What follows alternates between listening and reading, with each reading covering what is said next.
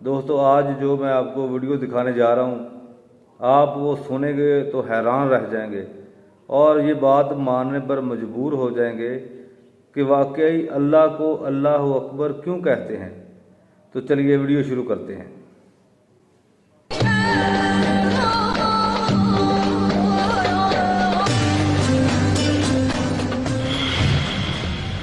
جس زمین پر ہم رہتے ہیں وہ ایک عام آدمی کے حجم کے مقابلے میں 20 ارب کھرب گنا بڑی ہے،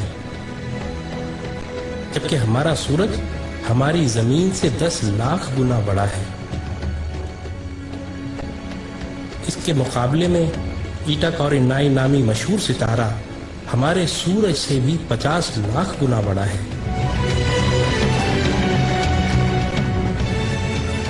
اس کے بعد بیٹل جوس نامی ستارے کا نمبر آتا ہے جو ہمارے سورج سے 30 کروڑ گنا بڑا ہے۔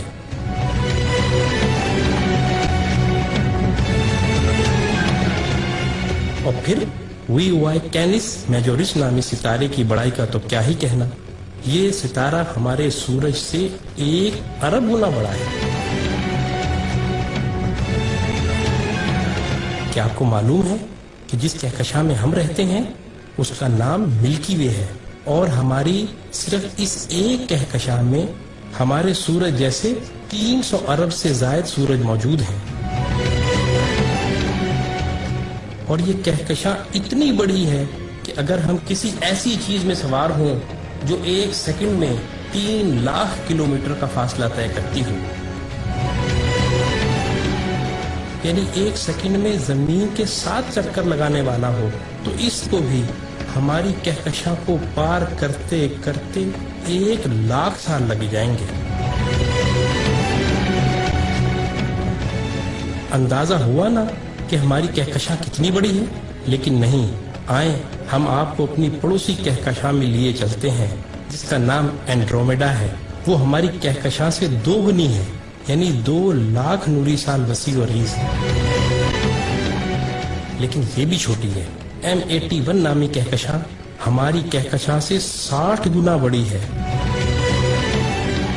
جبکہ IC 1011 نامی کہکشاں ہماری کہکشاں سے 600 گنا بڑی ہے۔ اب سمجھ آ رہا ہے نا اللہ اکبر کا کیا مطلب ہے؟ اللہ اکبر، اللہ اکبر، اللہ اکبر۔ آئیں، ابھی یہ سلسلہ ختم نہیں ہوا۔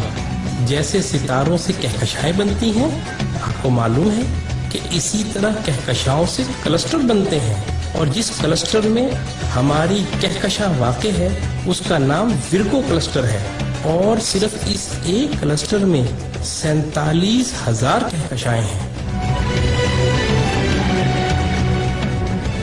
اور معاملہ ابھی یہیں ختم نہیں ہوا، کلسٹرز بھی آپس میں مل کر سپر کلسٹر بناتے ہیں، اور جس سپر کلسٹر میں ہم رہتے ہیں اس کا نام لوکل سپر کلسٹر ہے، اور اس سپر کلسٹر میں 100 کے قریب کلسٹر ہیں۔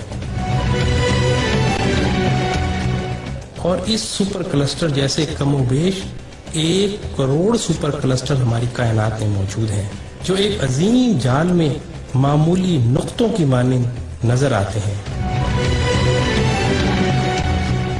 اور ان سب کو صرف ایک ذات یعنی اللہ تعالیٰ نے بنایا ہے۔ تو اندازہ ہوا کہ اللہ کتنا بڑا ہے۔ یہی وہ کبریائی ہے جس کو قرآن سورہ زمر میں یوں بیان کرتا ہے، اور انہوں نے اللہ کی قدر ہی نہ کی جیسی اس کی قدر کرنے کا حق تھا۔ اس کی بڑائی کا یہ حال ہے کہ قیامت کے دن زمین اس کی مٹھی میں ہوگی اور تمام آسمان اس کے سیدھے ہاتھ میں لپٹے ہوں گے۔ یہ ہے اللہ اکبر کا صحیح مطلب، اور یہی وہ عظیم جملہ ہے جس کو سننے اور سمجھ لینے کے بعد سوائے انتہائی متکبر کے ہر ایک شخص کا سر سجدے میں چلا جاتا ہے۔